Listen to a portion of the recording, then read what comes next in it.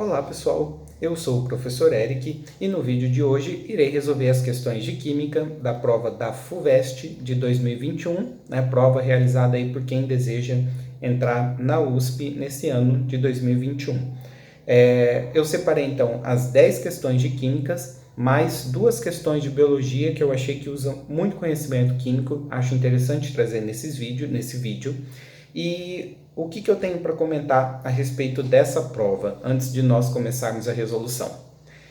Essa prova está muito semelhante ao que é o Enem, a qual é a proposta do Enem. Inclusive, se eu olhasse essas questões sem saber de qual exame essas questões referem, eu teria chutado que é a prova do Enem.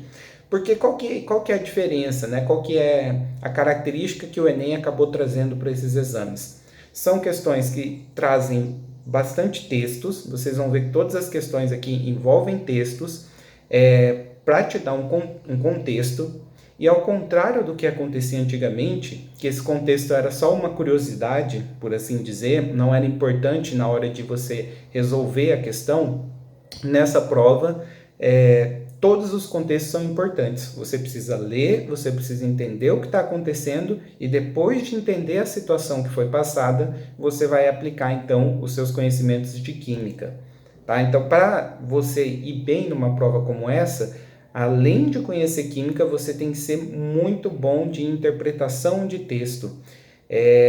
O que faz com que seja uma prova relativamente difícil de se estudar. Até porque nós, professores, e os próprios materiais didáticos, nós temos um pouco de dificuldade de lidar com esse novo perfil de questão, né? Nós estamos mais acostumados a lidar com questões antigas e também tem todo um problema estrutural aí nas escolas, que dificulta um pouco trabalhar esse modelo, que, diga-se de passagem, é um modelo muito bom, né? Porque avalia não que o aluno tenha decorado os conceitos de química, mas que ao ter aprendido o conceito de química, ele realmente saiba como aplicá-los.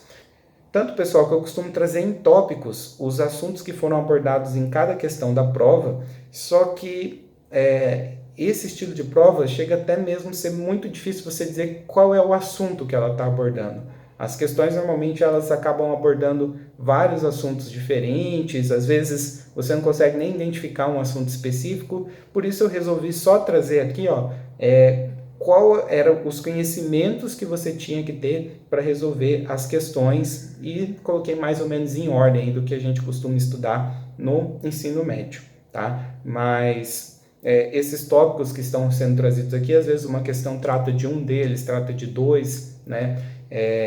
E a própria classificação é meio confusa, tá? Mas vamos começar então a resolver nossa prova. Lembrando, eu irei usar a numeração da prova V, mas na descrição do vídeo abaixo eu vou colocar os correspondentes das questões que eu estou resolvendo aqui nos outros tipos de provas. Vamos começar então pela questão 80, uma questão que tem como base um poema falando sobre o açúcar, o processo de produção de açúcar. Esse poema foi utilizado para 2 questões de português e uma questão de química. Na verdade, uma questão de química interdisciplinar com português. Vocês vão ver que a gente precisa entender alguns conceitos de português para fazer essa questão. Tá? Vamos ver a questão, depois a gente volta no poema para pegar as informações necessárias. Então, ele deu para nós um esqueminha mostrando o processo de fabricação do açúcar a partir da cana, todas as etapas, né, todas as transformações que passa até você chegar no açúcar. E ele pede, então, considerando seus conhecimentos, né, no trecho grifado no poema, o termo sublimar é usado, e aí se nós olharmos as alternativas, ele quer saber se é um termo que está sendo utilizado corretamente, em sentido amplo, em sentido metafórico, incorretamente ou no sentido literal. Então a gente vai ter que olhar o poema e ver qual que é o objetivo dessa palavra no texto. E vamos lembrar, pessoal, o que significa sublimar cientificamente falando, tá? A palavra sublimar, ela indica aquela transformação física de uma substância passando do estado gasoso direto para o estado sólido. Ou vice-versa, tá? A sublimação ela serve também do sólido para o gasoso, tá? Vamos ver aqui no texto. A usina o leva a sublimar em cristal o pardo do xarope. Então, ó, ele está falando aqui do cristal e do xarope. Na verdade, ele está falando dessa etapa aqui, ó, na qual nós temos o xarope, na etapa seguinte, cristal com xarope. Tá? Uma etapa na qual você tem um cozimento, que seria você esquentar o seu xarope, e a cristalização. Lembrando que cristalização é sinônimo de precipitação. Precipitação, né? Você tem uma substância dissolvida num determinado solvente, num determinado líquido, e por algum motivo, né, essa substância que está dissolvida volta ao seu estado original, no caso no estado sólido, ocorrendo a precipitação. Normalmente quando por algum motivo diminui a solubilidade, então ela deixa de estar dissolvida. É isso que vai acontecer no caso aqui, ó, do xarope para essa transformação de cristal mais xarope. Você evapora o xarope, você começa a diminuir a quantidade de xarope, e aí do solvente, consequentemente a solubilidade começa a se tornar menor, e com isso, né, os cristais, que são as substâncias que estavam dissolvidas, deixam de estar dissolvida, volta para o seu estado original. Bem, no item A ele fala que esse termo ele é utilizado corretamente, tá? Pessoal, se você for pensar que não ocorreu nenhuma transformação de gasoso direto para sólido, tá? Esse termo ele não foi utilizado de certa forma corretamente, ok? Bem, o item B ele fala que foi utilizado em sentido amplo do processo, como se fosse para todo o processo, já que não corresponde ao que ocorre com cristal de açúcar, e sim com o melaço que se separa do xarope. Então, essa etapa que ele citou aqui, né, a obtenção do melaço se separando do xarope é feita a partir de uma centrifugação, que é uma separação mecânica, uma separação física, né, de fases diferentes aí da mistura.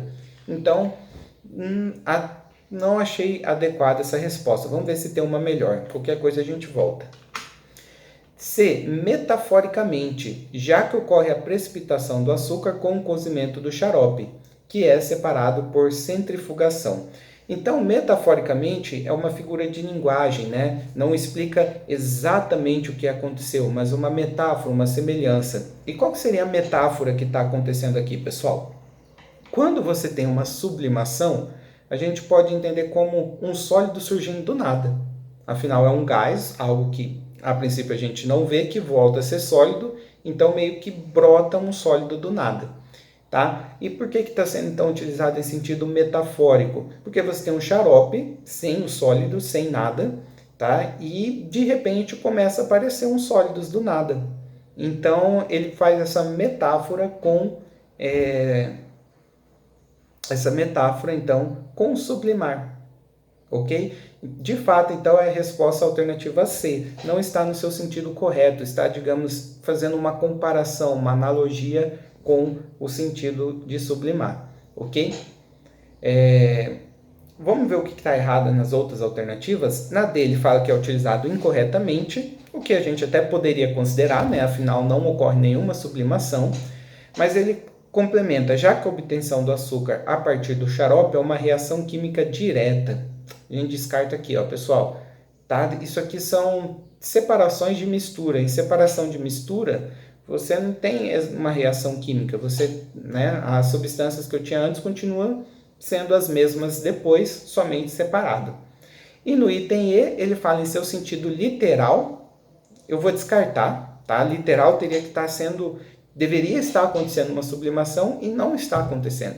Então, eu não posso falar que está sendo utilizado no sentido literal. Com isso, então, fechamos a questão 80. Questão 81. A gente pode falar que essa aqui é a questão meme da prova. Uma questão muito legal, porque ela consegue muito bem trazer conhecimentos de química a um assunto, digamos, a qual muitos jovens estão inteirados hoje, que é o jogo do Among Us. Ele explica para nós qual que é o objetivo do jogo, que você tem vários tripulantes e um impostor entre esses tripulantes, né? O objetivo é descobrir quem é esse impostor. E, bem, ele substituiu os tripulantes aqui por elementos químicos, né? Quer saber quem que é o impostor, quem que, digamos aqui, desses elementos não deveria estar aqui. E caso vocês tenham um pouquinho de dificuldade em gravar os elementos, ó, na questão 82 tem uma tabela periódica, que ajuda bastante a gente a pensar aqui nessa questão 81. Por quê, pessoal? Porque esses elementos que estão aqui, ó, tá, no grupinho do Among Us, são todos os elementos que estão na primeira coluna aqui da tabela periódica, certo? E bem, há um impostor entre eles. Quem que é o impostor? Quem já tem um bom conhecimento de química aí, sabe que é o hidrogênio. Por qual motivo, pessoal? Esses elementos aqui da primeira coluna, a gente fala que faz parte do grupo 1, exceto o hidrogênio. O hidrogênio, as pessoas costumam brincar, ele é um elemento sem família. Ele não faz parte desse grupo, né? Ele não faz parte de nenhum desses grupos aqui da tabela periódica. Por que ele não faz parte desse grupo? Porque ele tem propriedades, ele tem características diferentes dos demais elementos, tá? Principalmente a maneira como ele faz reações químicas. As reações realizadas pelos hidrogênios são diferentes dos demais elementos. Então, a alternativa que fala sobre isso é exatamente a primeira, alternativa A, tá? Que ele fala que é um elemento com grande tendência de fazer ligações covalentes e uma família com tendência de fazer ligações iônicas. Então, a maioria dos compostos na qual você encontra hidrogênio, ele está fazendo ligação covalente, certo? Enquanto todos os compostos que possuem os demais metais alcalinos fazem ligação iônica. Então, isso é um exemplo, tá? É uma característica do hidrogênio que o torna diferente dos demais elementos do grupo, certo? Fechamos aqui, então, questão 81. Pessoal, a questão 82. Aqui está a parte de texto. Na verdade, ela começa com a tabela periódica que eu mostrei para vocês. Inclusive, está destacado em cinza os elementos que aparecem nessa tabela aqui, né? Para você saber qual é a posição dele na tabela periódica. Mas não é uma informação que eu acredito que seja muito útil. Você até pode usar, mas não é tão útil assim na resolução da questão. Então, vamos dar uma olhada aqui, ó. Ele explica para nós que foi feito um estudo, tá? Na qual você está corroendo titânio com ácido sulfúrico e, na verdade, você está misturando esse titânio com outros metais para saber como que funciona esse processo de corrosão, tá? Se eu misturar, por exemplo, o titânio com paládio e jogar no ácido sulfúrico, será que vai corroer mais ou menos, né, do que se eu, por exemplo, jogasse o titânio puro? E é basicamente isso, esse o contexto da questão, tá? Bem, aqui o principal vai ser a gente entender essa tabela. Pessoal, essa tabela, então, ela vai trazer a taxa de corrosão, ou seja, quanto corroeu em um determinado tempo. Então, você fixa um tempo, não sei qual foi o tempo que fixou, mas vamos supor, fixou o tempo lá de 1 minuto, tá? E aí, aqui nós temos a taxa de corrosão. Por exemplo, com ácido sulfúrico 1% e o titânio misturado com paládio, a taxa de corrosão foi 2. Mas se misturasse com cobre nesse mesmo tempo, a taxa de corrosão, por exemplo, foi 470. Tá? Então, é basicamente essa interpretação que você tem que fazer da tabela. Nós temos a coluna para o ácido sulfúrico 1% e para o ácido 10%. Feita essa interpretação da tabela, vamos dar uma olhada nas alternativas e ver qual que é a que melhor se encaixa. A alternativa A diz que o aumento na concentração de ácido sulfúrico nos experimentos fez com que o titânio puro fosse mais corroído e o titânio com paládio, ródio e platina fosse menos corroído. Pessoal, quanto maior a taxa, mais corroído, correto? O titânio puro, de fato, aconteceu isso, tá? O ácido mais concentrado corroeu mais do que no menos concentrado. Mas ele fala que já quando eu misturo com paládio, ródio e platina, foi menos corroído. E não, né, pessoal? Se eu aumento a concentração do ácido, ó, a corrosão ela é maior do que antes. Então, essa segunda parte aqui do texto está errada, não é a alternativa A, tá? Alternativa B, para o rênio, o cobre e o ouro, espera-se que a reação com ácido sulfúrico mais concentrado demore muito para acontecer e por isso não foi possível medir. Esse item ele é meio complicado porque ele passa exatamente a situação aqui, ó, na qual nós não temos informação, tá? Eu não sei por que nós não obtemos essa informação, mas muito provavelmente não foi porque demorou muito para acontecer. Até porque, ó, esses metais aqui, ó, eles já tinham uma alta taxa de corrosão. tá? Se eu aumento a concentração do ácido fúrico, eu espero que essa taxa seja ainda maior, corroa ainda mais. E aí ele fala que ele demoraria? Não, tá? Então, assim, eu não tenho muita informação sobre o motivo de eu não ter essas informações, tá? Mas a gente sabe que não é por ter demorado, ok? Vamos dar uma olhada em outras alternativas. C. A escala do potencial anticorrosivo, segundo esse experimento, é dado por... Bem, o ouro, ele é o melhor aqui, ó, tá vendo que ele é o maior de todos? Ou seja, ele é o melhor metal para proteger da corrosão? E a resposta é não. Pelo contrário, tá? A corrosão recorde foi justamente quando eu misturei com ouro. Então eu não posso falar que o ouro ele vai ser anticorrosivo nessa situação. E eu nem vou olhar o resto, eu já sei que o ouro não é o maior. Tá? Alternativa D. O paládio, o ródio, a platina e o rutênio apresentam os melhores resultados como anticorrosivo? Bem, de fato, são 4 dos metais aqui que apresentou o menor valor, tá? Então até aqui legal. Enquanto o cobre e o ouro apresentam os piores, de fato o cobre e o ouro foram que deram os maiores valores. Então resposta alternativa D, tá? E na alternativa E, vamos confirmar que está errado, ele diz que o titânio puro é muito resistente ao ácido. Olha a resistência dele, olha como que ele correu pra caramba aqui, ó. Não vai ser não. Já de cara, até a vírgula aqui eu já posso descartar a alternativa E, confirmando então nossa resposta D. Pessoal, então, questão 83. Ele fala sobre um índice aí para você medir a qualidade do mel, que é você medir a quantidade, né, desse composto orgânico aqui, conhecido como hidroximetilfurfural, nós vamos chamar de HMF, que ele é produzido, ele acaba surgindo por conta da presença de certos açúcares como a frutose. Então aqui nós temos uma tabela com as quantidades permitidas desse HMF, segundo algumas legislações ou alguns usos. Entretanto, essa tabela a gente não usa exatamente na questão 83, a gente vai usar ela na questão 84, tá?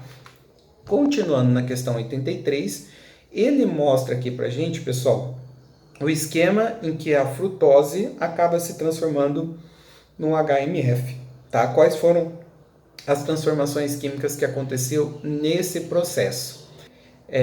E aqui ele me dá a perda 1 e 2, são moléculas que saem, né, que são produzidas nessa reação, e é exatamente essas moléculas que ele quer saber qual que é o subproduto dessas transformações aqui, quem que é a perda 1 e quem que é a perda 2.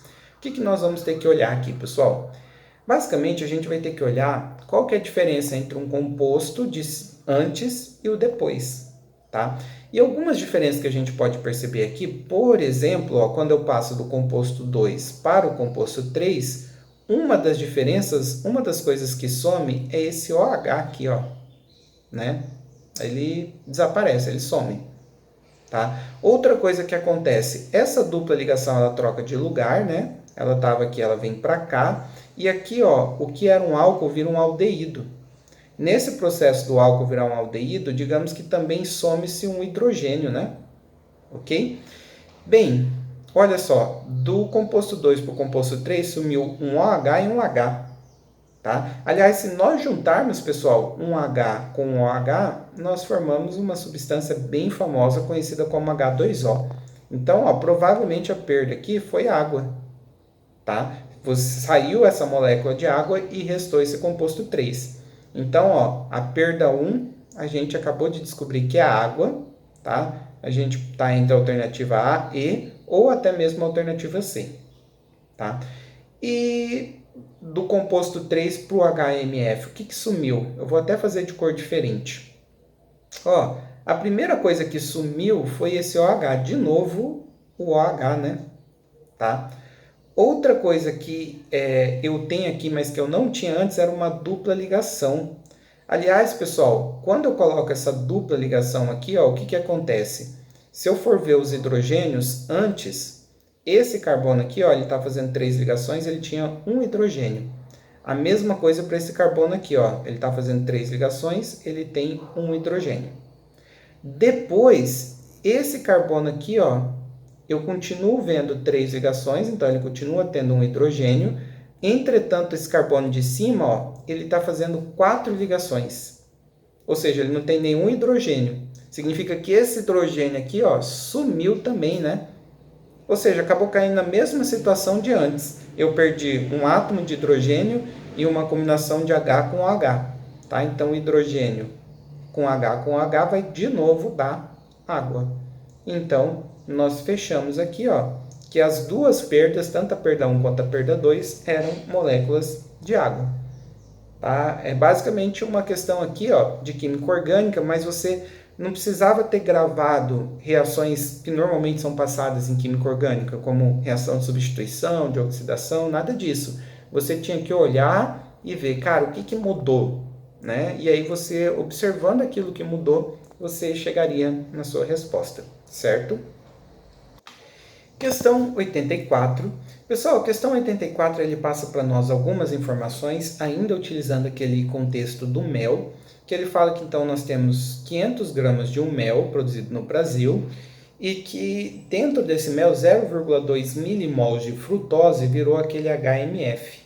E basicamente a pergunta gira em torno de qual é a aplicação que a gente pode fazer desse mel. Lembrando que nós tínhamos uma tabela no começo da questão 83, com as concentrações em miligrama por quilograma, isso aqui vai ser bem importante, tá? E dependendo do valor da concentração, a gente descobre se nós podemos utilizar aqui, ó, na legislação brasileira ou internacional e para qual uso cada um, tá? Então, a primeira coisa que a gente tem que fazer nessa questão é exatamente calcular essa concentração. Então, nós temos aqui a questão, as outras alternativas e uma informação que veio ao fim dela. E nesse slide eu separei somente as informações que vão ser necessárias para a gente, tá? Para nós fazermos as contas. Que é exatamente o fato de eu ter 500 gramas de mel, 0,2 milimols de HMF e a massa molar do HMF, 126. Bem, lembre-se que o nosso objetivo é achar essa concentração em miligramas de HMF a cada quilograma de mel. Primeira coisa que eu vou fazer então é pegar esse valor que ele me deu em mol e transformar para massa, né? Nós vamos fazer uma regra de 3 aqui, ó, relacionando massa com mol. No caso do HMF, nós sabemos então que 126 gramas corresponde a 1 mol, né? Sendo que no nosso mel nós temos 0,2 milimols. Lembrando que mili é a mesma coisa que 10 a menos 3. Tá? Então, nós temos essa quantidade em mol e a massa que eu quero descobrir. A gente faz, então, essa conta.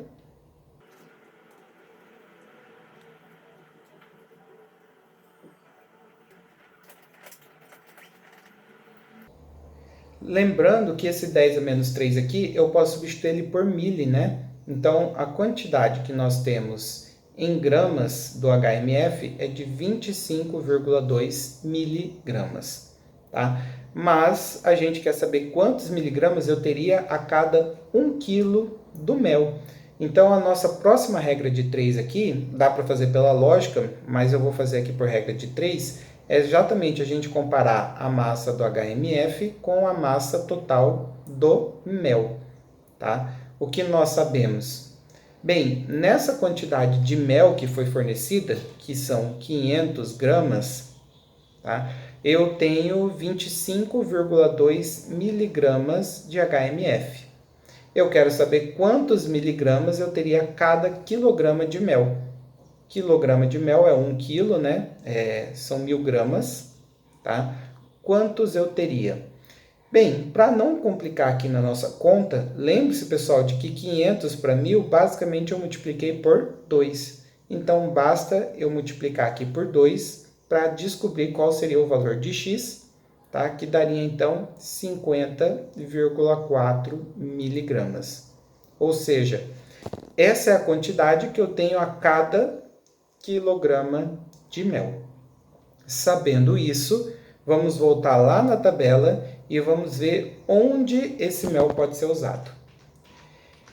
Bem, nessa condição aqui, ó, de mel de mesa, na legislação brasileira, não pode.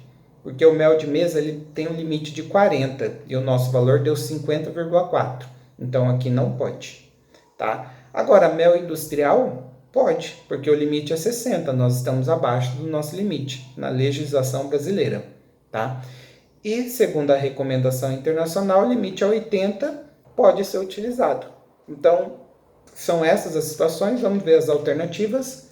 É recomendado como mel de mesa, tá? Segundo a legislação brasileira, não. Foi exatamente o que a gente descartou. Não pode ser utilizado como mel de mesa, certinho. Mas pode ser utilizado para fins industriais, segundo a legislação brasileira? Sim, fechamos, ó. Mel industrial. Alternativa B, tá? Vamos ver o que está errado nas outras? Ele falou, pode ser usado para fins industriais segundo a legislação brasileira? Pode. Mas não deveria ser utilizado para nenhum fim segundo a internacional? Errado. Na internacional pode ser utilizado. Não pode ser usado nem como mel de mesa, nem para fins industriais segundo a legislação brasileira? Errado. Pode ser utilizado para fins industriais. Não pode ser usado para qualquer aplicação? A gente viu que pode. Então, de fato, confirma para nós que a resposta é a alternativa B. Questão 85. Uma questão bem interessante, né? Até um pouquinho diferente, que ele me dá, inclusive a questão mais curta da prova, né? A única que não tem longos textos. Ele dá para nós um esqueminha na qual nós temos bolinhas. Essas bolinhas pode ser molécula ou pode ser um íon, tá? Molecular. Então, essas bolinhas, apesar de a primeira imagem nós pensarmos como se fosse um átomo só, mas o próprio exercício diz, são moléculas. Então, cada bolinha dessa é a combinação de vários átomos, tá? E cada cor representa uma molécula diferente, branco e azul, tá? E aí a gente nota que começa a acontecer algumas transformações. Basicamente, o que a gente nota que está acontecendo? As moléculas começam a se juntar, né? E até chegar na etapa final, na qual todas as moléculas se juntaram. E ele pergunta para nós, essa representação pode ser corretamente associada a uma combustão? Bem, sim ou não? Não, por quê? Porque combustão, pessoal, é um processo na qual você vai ter o seu combustível mais seu comburente, então você vai ter dois tipos de moléculas diferentes, normalmente formando, né, dependendo do que você vai queimar, mas normalmente forma gás carbônico e água. Então você começa com um tipo de molécula e termina com outra. E não é a situação que está mostrando aqui, tá? A gente começa com um tipo de molécula, termina praticamente com o mesmo tipo, só que uma grudada na outra. Então não é combustão, tá? Poderia ser a formação de um polímero? Bem, polímero é justamente um processo no qual você vai juntando infinitamente os monômeros, né, que são as moléculas bases de um polímero.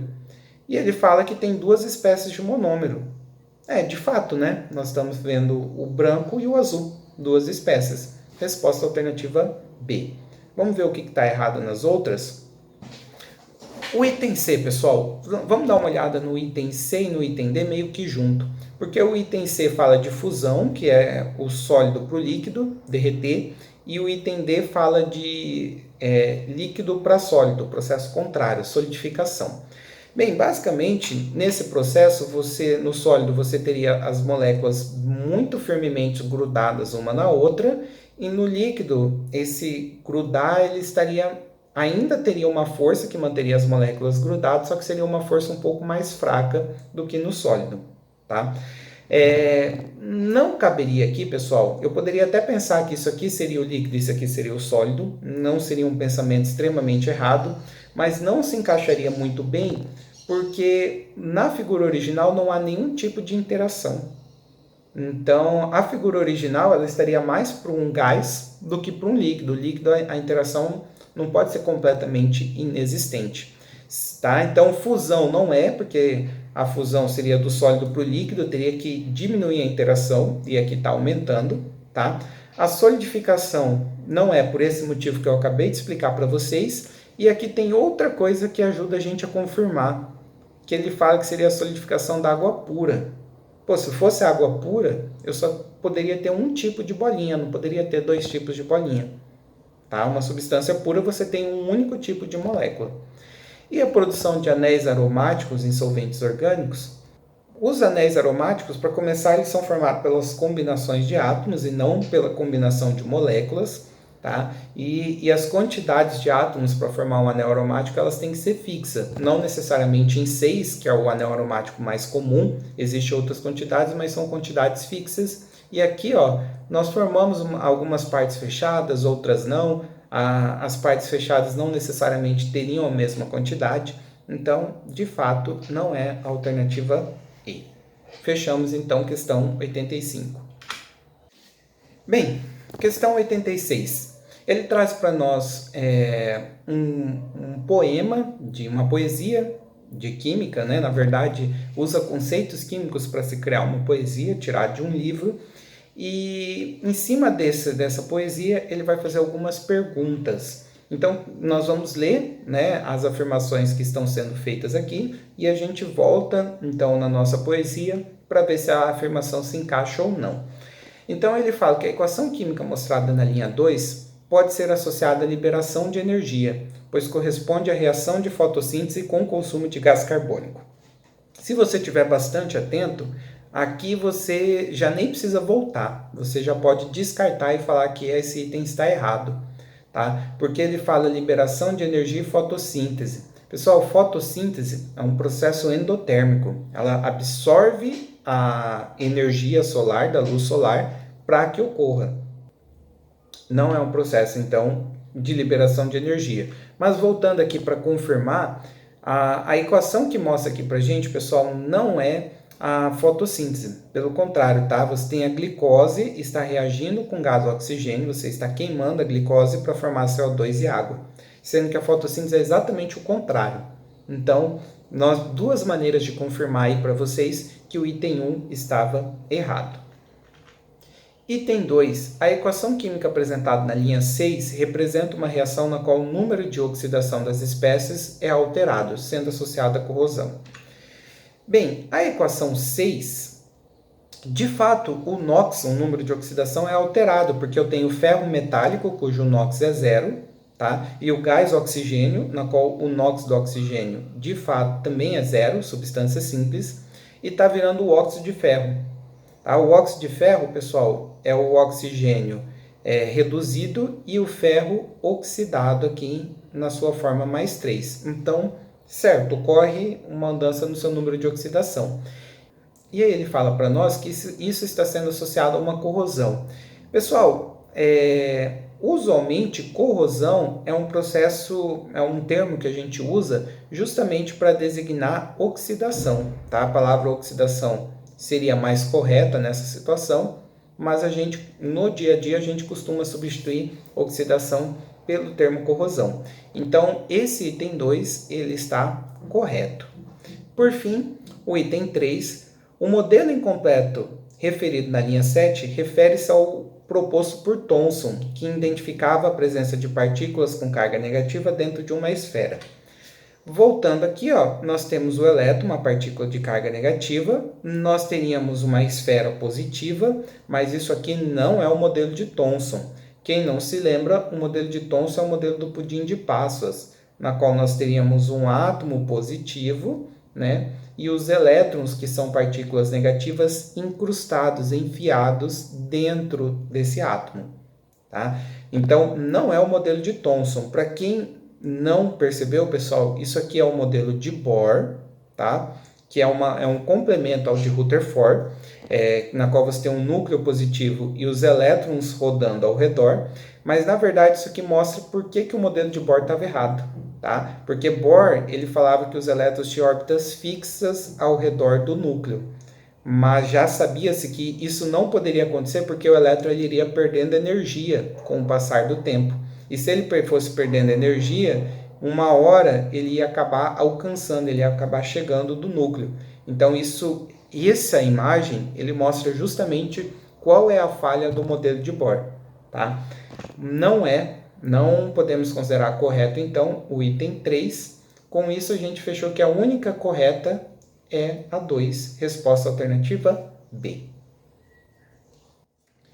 Questão 87. A questão 87 ela fala sobre o estudo de dois complexos de cobalto, que que quando dissolvido em água, um dos complexos deixa ela vermelha, deixa a solução vermelha, e o outro deixa azul. Tá? Quem já viu esse equilíbrio, eu consideraria rosa, né, esse complexo de cobalto, mas vamos tratar conforme a questão de vermelho. E ele está fazendo um estudo da influência de outros sais, né? Se você misturar na solução, além dos complexos de cobalto, outros sais, né? O que aconteceria com a coloração? E é esse ensaio aqui que ele faz com 6 diferentes sais, tá? Tem o primeiro aqui que é só o de referência, que é quando você não mistura nenhum sal. E nosso ensaio aqui, pessoal, tem 3 que a gente não sabe que coloração que vai ficar. Tá? E é exatamente isso que nós queremos descobrir, ó. As alternativas quer saber exatamente qual vai ser a coloração em cada caso, tá? O que nós vamos fazer? Para resolver isso, eu trouxe de novo aqui a equação para nós interpretarmos o deslocamento de equilíbrio e a informação que foi dada ao fim do exercício, que é uma tabela com a solubilidade de cada sal. E o que eu vou fazer para descobrir as 3 cores que eu não sei? Tá? Dava para fazer, inclusive, meio que por comparação. Eu vou olhar, pessoal, esses 3 casos que eu sei, tá? Interpretar essas 3 situações para tentar descobrir quais são as 3 situações finais. Quando nós colocamos, por exemplo, cloreto de potássio, fica azul. Por quê? Pessoal, o cloreto de potássio ele vai liberar muitos ânions cloretos na solução, então eu vou aumentar a quantidade de cloreto. E a gente sabe, por deslocamento de equilíbrio, que quando a gente adiciona muito de uma substância, o equilíbrio é deslocado no sentido oposto à substância que eu adicionei. Então, como eu adicionei cloreto, desloco o equilíbrio no sentido do azul, a solução fica azul. Uma coisa que você pode observar é, por que o cloreto de cobre está vermelho? Bem, aí a gente vai ter que ver aqui na tabela de solubilidade, ó. A solubilidade do cloreto de potássio ela é grande, ela é boa, 34,2 gramas em 100 ml de água. Já o cloreto de cobre, ele tem uma solubilidade muito pequena, tá?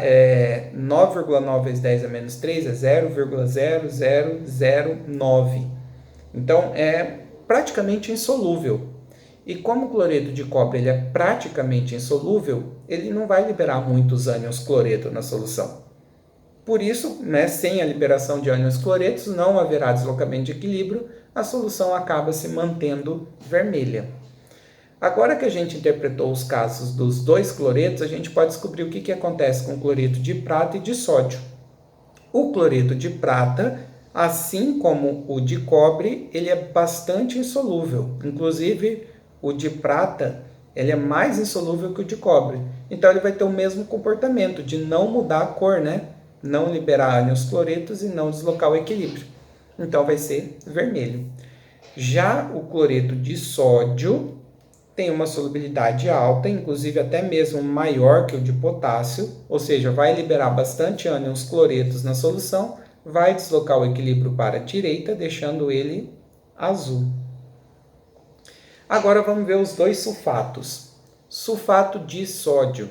Galera, o sulfato de sódio ele liberaria na solução os ânions, né, os íons Na+, e SO4 2-, que para começar são íons que não fazem parte do equilíbrio, tá? Nenhum desses íons fazem parte, e eles também não reagem com nenhuma dessas substâncias.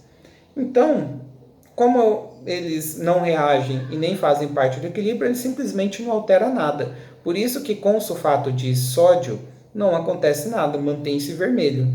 Tá? E com o sulfato de potássio a gente pode tirar a mesma conclusão, não vai acontecer nada, vai continuar vermelho. Então, vermelho para o sulfato de potássio e para o cloreto de prata, azul para o cloreto de sódio. O que leva a gente a marcar a alternativa D. Ok? Com isso, fechamos então questão 87. Bem, questão 88, uma questão que eu considerei aí relativamente difícil, tá? Vamos tentar entender o que acontece nela. Ele explica sobre uma reação de Maillard, que é uma reação que ele mostra aqui embaixo, entre um aminoácido e um carboidrato redutor. Depois ele fala sobre essa mesma reação formando uma espécie potencialmente carcinogênica. tá? Só que nessa segunda reação, eu não sei quem é o aminoácido que vai reagir com esse carboidrato. E é exatamente essa pergunta, tá? Ele me dá algumas opções de estruturas para saber quem que se encaixa aqui nesse composto 1, nesse quadradinho 1, ok? Para nós entendermos isso, eu trouxe aqui no slide todas as figuras para a gente ficar comparando até nós descobrirmos nossas respostas. E pessoal, eu vou olhar bem a reação de cima, vou tentar entender o que está acontecendo na reação de cima para, por extrapolação, fazer a de baixo. Um ponto curioso na reação de cima é o nitrogênio, ó, tá? O nitrogênio que eu tenho antes aqui na glicina, ele de alguma maneira ele vai se ligar ao resto da estrutura, ó. De alguma forma ele vai se ligar a esse carbono aqui que liga o R e a dupla O, tá? Para isso acontecer, o que vocês observam que some, ó? Essa dupla O da carbonila some e os dois hidrogênios aqui também, tá? Para que eu possa fazer essa dupla ligação aqui do N com o C. E, aliás, a combinação de dois hidrogênios com oxigênio é quem vai dar origem à água. O que mais que eu posso observar aqui, ó? Esse nitrogênio liga-se a um carbono, que eu vou falar que é esse aqui, tá? E esse resto, essa parte de cima da estrutura, que é a carboxila, o ácido carboxílico, que eu estou marcando de verde, ela some, tá? Não é que ela some, ela dá origem ao CO2, tá? Se você pensar aqui eu tenho um carbono, dois oxigênios e um hidrogênio. Aí você se pergunta, professor, cadê o hidrogênio, né? O CO2 não tem hidrogênio. Quem está em dúvida, esse hidrogênio aqui que eu estou marcando de amarelo, ele vai se ligar ao carbono roxo. Antes esse carbono roxo ele tinha que ter dois hidrogênios, um que eu estou vendo aqui e outro que ele já tinha, né, para completar as 4 ligações, e aqui ele tem que ter 3. Então, o terceiro hidrogênio ele veio exatamente aqui da nossa carboxila. E como que a gente vai fazer a reação de baixo?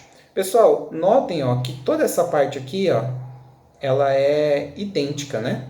Até porque essa parte aqui, ela vem do carboidrato redutor ligando ao nitrogênio. Então, de fato, eu vou precisar de um NH2 igual eu tinha antes. O que, a princípio, não me é uma pista muito útil, porque todas as alternativas têm um NH2, tá? Uma coisa que eu quero que vocês observem assim como na reação de cima, eu tenho a formação de CO2. Então, nas minhas alternativas, eu vou ter que procurar uma carboxila, igual eu tinha aqui no meu exemplo. Carboxila, C-O-OH. O que de fato eu tenho na alternativa A e eu tenho na alternativa I. Tá? São as únicas opções que tem carboxila em si. As outras não tem. Tá? Esse aqui é um aldeído. Aqui nós temos uma amida, nenhuma tem carboxila. Então, nós estamos entre a A e a E. A outra maneira de você pensar isso aqui é você lembrar que era um aminoácido. Aminoácido tem que ter a função amina e ácido carboxílico, que só aparece nas alternativas A e E. Bem, como que a gente vai descobrir qual dessas alternativas é melhor? Olhando aqui o nosso composto 2, o nosso composto 2 ele tem um nitrogênio e depois, ó, no terceiro carbono seguinte, nós temos essa amida. Então, vizinho ao nosso NH2 original, a gente vai contar 3 carbonos para chegar na amida. Então, ó, por exemplo, se esse aqui for nosso nitrogênio original, eu chego 2 carbonos eu estou na amida. Então, acho que não é a alternativa A. Vamos dar uma olhada aqui na alternativa I. Ó. Se eu olhar esse aqui como nosso nitrogênio original que se liga ao composto, eu vou contar 1, 2, 3. Tá? Em 3 carbonos eu chego na amida. Então, de fato, resposta alternativa E. Tá? Esse nitrogênio ele perde os 2 hidrogênios e faz a dupla com o carboidrato redutor, né? Faz isso aqui. Essa carboxila some para formar o CO2 e nós fechamos então nossa reação. De fato, uma questão relativamente complicada aí. Você tinha que estudar com bastante calma o que estava acontecendo, certo? Questão 89, uma questão muito legal, que fala a respeito de um aparelho que é utilizado em aquários de água marinha, que é o skimmer. Inclusive, eu já tinha trabalhado com isso aqui, já tinha cuidado de aquário marinho, mas eu nunca tinha pensado como funcionava o aparelho, descobri aqui. lendo essa questão. Achei uma questão muito interessante, beleza? Essa questão fala então que esse aparelho ele cria uma torrente de bolhas de ar, tá? Que leva a matéria orgânica até a superfície. Então a sujeira, a sujeira normalmente produzida por um aquário, né, pelos seres vivos do aquário, são matérias orgânicas, e a matéria que acaba sendo eliminada utilizando esse aparelho, né, é uma matéria orgânica com parte apolar e com parte polar, né? E essas bolhas formadas, elas têm o caráter apolar. E aí ele comenta para nós que esse aparelho ele teria um rendimento muito menor em aquário de água doce, né? Ele tiraria menos matéria orgânica do que no de água salgada. E ele quer saber o porquê, tá? Pessoal, vamos tentar entender o que acontece aqui. Você forma bolhas apolares, tá? Essas bolhas apolares vai grudar na parte apolar da matéria orgânica, né? Levando então junto com elas, levando essa matéria orgânica junto com as bolhas para a parte de cima ali do skimmer. E por que isso só funciona bem em água salgada? Vamos dar uma olhada nas alternativas? Bem, na alternativa A, ele fala que a polaridade da molécula de água na água doce é maior do que na água salgada. Galera, eu vou parar a minha leitura aqui e já vou descartar a alternativa, tá? A molécula de água, seja na água doce ou na água salgada, ela é exatamente idêntica. A molécula de água não muda. O que muda são as coisas que estão misturadas junto a ela. Então, de maneira alguma eu posso falar que a molécula de água é mais polar na doce do que na salgada. Nem pensar, é a mesma coisa, tá? No item B, a menor concentrações de sais na água doce torna as regiões apolares das moléculas orgânicas mais solúveis do que na água salgada, prejudicando a interação com as bolhas de ar. Esse item é interessante, porque o que acontece? Bem, a gente sabe que compostos apolares, eles não se dissolvem bem na água que é polar, tá? Mas quando eu digo não se dissolvem bem, eu não quero dizer que não se dissolvem por completo. Eventualmente vai se dissolver um pouquinho, tá? Na água doce, como não tem uma competição com outros solutos, é mais fácil dissolver do que na água salgada. Por quê, pessoal? Porque na água salgada, como já tem várias coisas dissolvidas ali na água, vai ser extremamente difícil você dissolver uma substância apolar. Digamos assim, ela não tem prioridade para ser dissolvida. E isso vai prejudicar, por quê, pessoal? Porque se o composto orgânico estiver dissolvido na água, as bolhas não vão conseguir interagir com eles. Tá? Então, é esse o motivo de não funcionar bem na água doce. Tá? Na água doce, a sujeira ela não compete com outros solutos, então ela acaba dissolvendo com mais facilidade do que na água salgada. Ok? A alternativa C, ó, ele fala que a água doce é mais polar do que a água salgada. Vou parar por aqui de novo, tá? Não existe isso.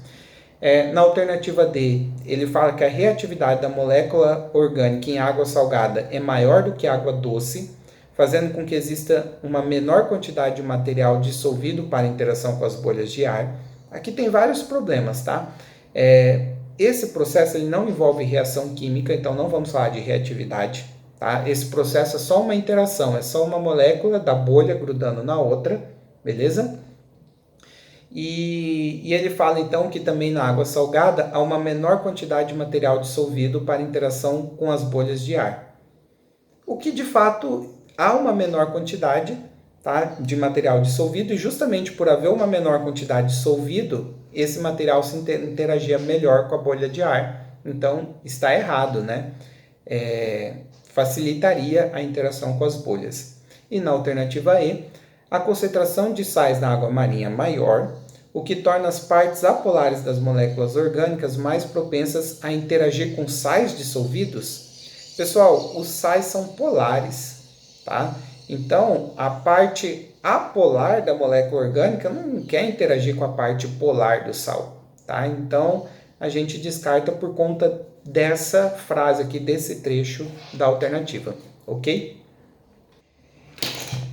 Pessoal, questão 90 fala sobre destilação, que é um processo de separação de mistura que provavelmente vocês já ouviram falar, e ele comenta sobre um novo termo utilizado aí pelos ambientalistas, né, pelos cientistas, que é a destilação global, que é um termo utilizado para tentar explicar por que tem algumas moléculas de compostos orgânicos voláteis, como os pesticidas, que estão aparecendo na água e no gelo da Antártica e do Ártico, né, dos polos da Terra, sendo que ninguém usa pesticida nessa região, ninguém planta nada, não há motivos para você encontrar moléculas de pesticida nessas regiões, tá?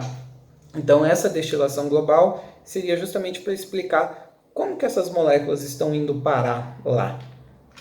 Bem, há algumas opções. Vamos lembrar, antes de mais nada, vamos lembrar o que é destilação, né? Destilação é um processo de separação de mistura, na qual você vai aquecer um líquido, uma solução. O líquido dessa solução ele vai evaporar, normalmente fica o sólido ali, né? E o líquido evapora. Só que esse líquido que evapora, você vai passar por um condensador, que vai pegar esse vapor e vai transformar novamente em líquido e você vai tirar ele em outro recipiente. Tá? Então, olha só, a destilação ela acaba tirando o líquido de um ponto e levando a outro. Vamos dar uma olhada nas alternativas? Ele diz então que eles são destilados nas águas aquecidas dos oceanos, os compostos orgânicos voláteis, o que já começa meio estranho, né? Porque como assim destilado? Eles chegam no oceano e evaporam, mas se eles chegam no oceano, eles estariam dissolvidos na água. É meio estranho, né? Tá? E ele ainda fala que são levados pelas correntes marítimas para a região polares, tá? Onde se precipitariam, ou seja, ele parte do pressuposto que os oceanos fariam esses orgânulos clorados irem para o estado gasoso e lá... Mas aí, no estado gasoso, ele seria transportado por corrente marinha? Não faz sentido, pessoal. Corrente marinha não vai transportar uma substância que está na forma gasosa, que estaria na atmosfera e depois se precipitaria devido ao frio. Não, meio estranha essa alternativa. B. Eles evaporam nas regiões mais quentes e são levados pelas correntes atmosféricas. Aqui faz sentido, né? Se eles evaporaram, eles estão no estado gasoso, e aí são levados não pelas correntes marinhas, mas pelas atmosféricas, para as regiões mais frias como o polo, onde se condensam, né, como é frio, o gás ele volta do gasoso para o líquido e voltam para a superfície. Legal essa alternativa B. Muito boa. Vamos ver o que está errado nas outras alternativas? Após destilados, eles se tornam resistentes à degradação, de forma que alcança todo o planeta pela ação de correntes marinhas. De novo, pessoal, vamos pensar aqui o que ele quis dizer com após destilado. É como se eles tivessem ido para o estado gasoso, né? Mas aí eles atingem o planeta todo por correntes marinhas? Não, porque se eles estão no ar, não vai ser corrente marinha que vai transportar eles, ok? E eles também não se tornariam mais resistentes à degradação por estarem no estado gasoso. Quimicamente também isso não faria sentido, ok? Os pesticidas orgânicos clorados destilados, por conta da eletronegatividade dos átomos de cloro, têm afinidade com gelo, que faz com que eles se acumulem no Antártico ou no Ártico. Pessoal, o gelo é água. Gelo e água são a mesma molécula, então a afinidade não muda de gelo para água, e o gelo ele... Por mais que tenha afinidade com moléculas, ele não vai atuar como um ímã, puxando moléculas extremamente longe para ele somente devido a uma afinidade. Tá? Então, não encaixa a alternativa D. E a alternativa E, eles falam que são hidrofílicos, lembrando que isso aqui é sinônimo de serem polares, tá? Então, esses compostos são polares. E eles são condensados juntamente com a água nas regiões quentes do planeta e se precipitam nos polos juntamente com gelo.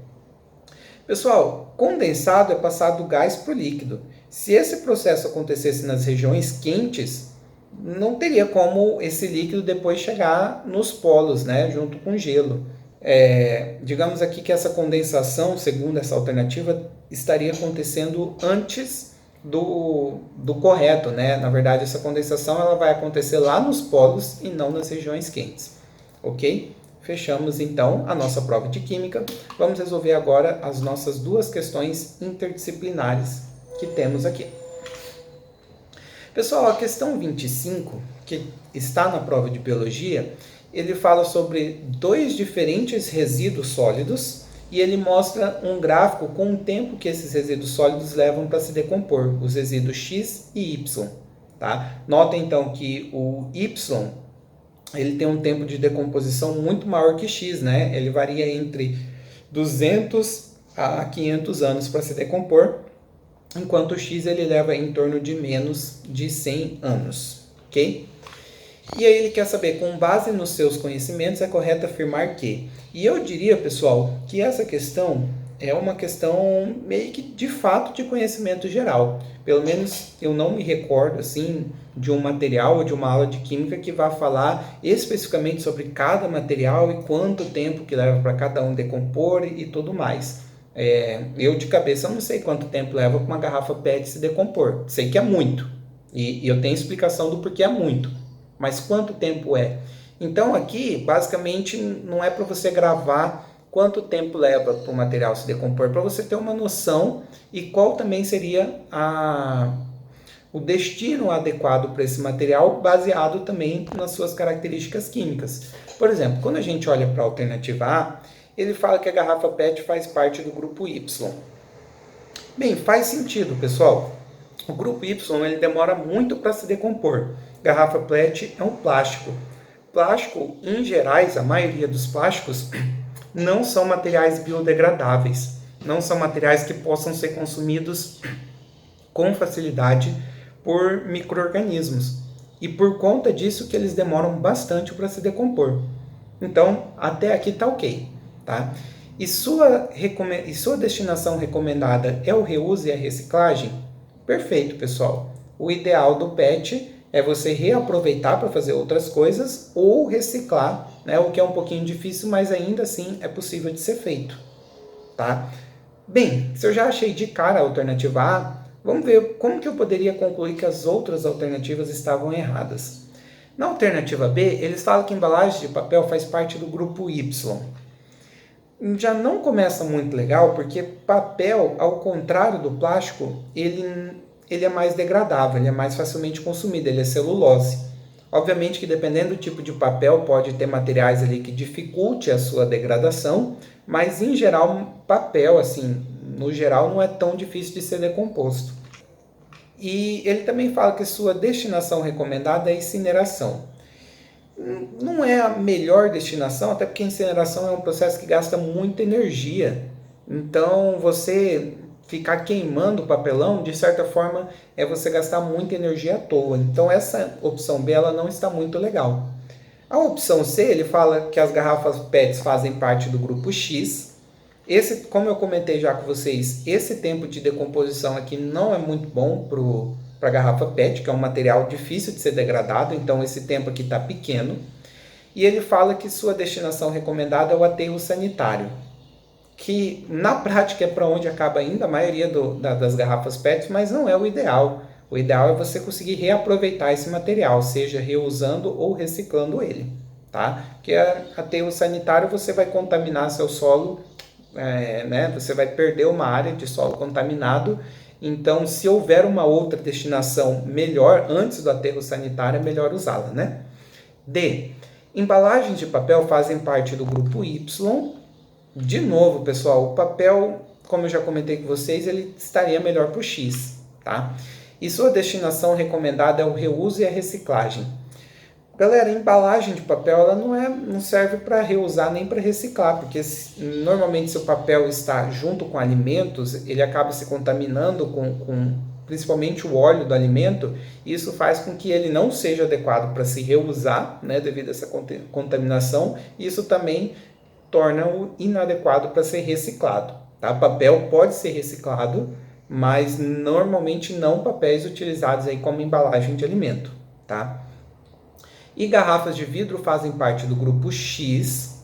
Pessoal, vidro também não é um material degradável facilmente, até porque é um composto inorgânico, né? Seres vivos conseguem consumir materiais orgânicos. Então, definitivamente, vidros não estaria no grupo X, tá? Que leva pouco tempo, por assim dizer.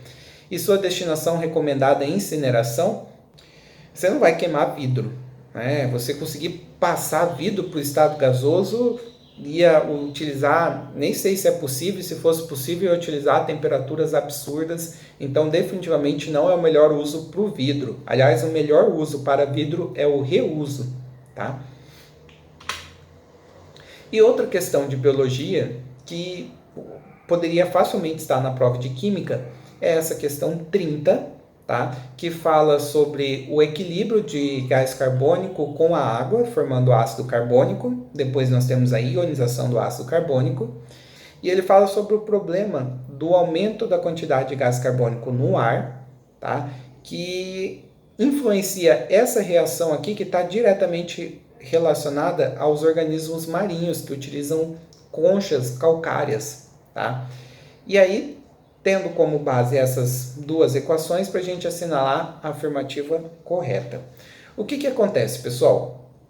Como nós temos muito CO2 no ar, tá? A gente acaba formando muito ácido carbônico, por consequência, a gente acaba formando muito dessa substância aqui, ó, dessas substâncias, inclusive do ácido, ok? Então, o excesso de CO2 no ar, ele acaba acidificando a água. E qual que é o problema de acidificar a água? Pessoal, se a água tiver muito H+, ela vai acabar combinando-se então com o carbonato para formar o hidrogênio carbonato.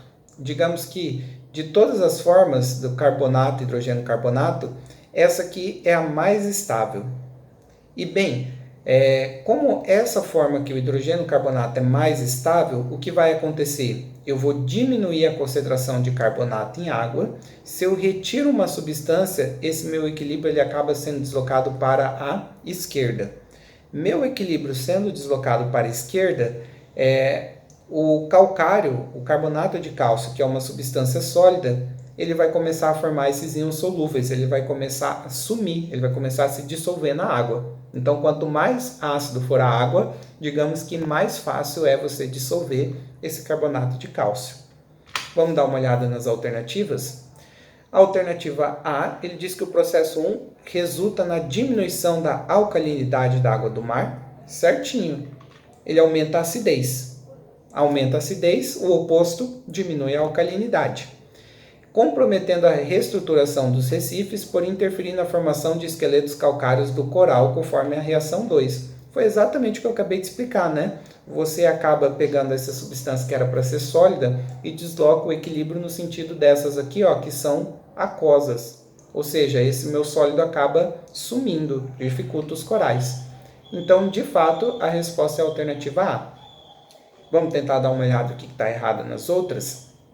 Na B, ele fala que o processo 1 aumenta a alcalinidade da água.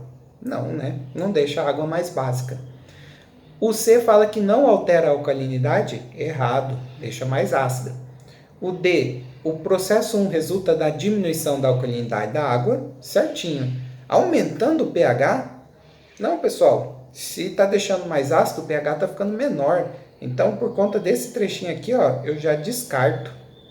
Ok? E aí depois ele piora ainda, falando que beneficia o processo 2. Não, tá? Pelo contrário. E o processo 1 resulta no aumento da alcalinidade da água? Não, também.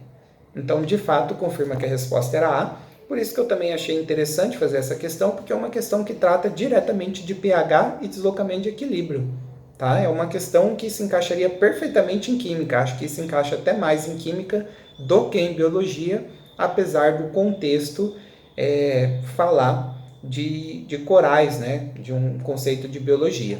Inclusive, caso vocês não se lembrassem, havia uma nota no fim da questão falando exatamente que o carbonato de cálcio é insolúvel, como eu disse para vocês, sólido, né? Enquanto o bicarbonato, que é isso aqui, ó, o hidrogênio carbonato, ele é solúvel, ok? Então, com isso, fechamos nossa prova da FUVEST. Se vocês curtiram a minha correção, já se inscreve no canal, dê seu like aí, para me incentivar a trazer mais provas resolvidas para vocês. Até a próxima!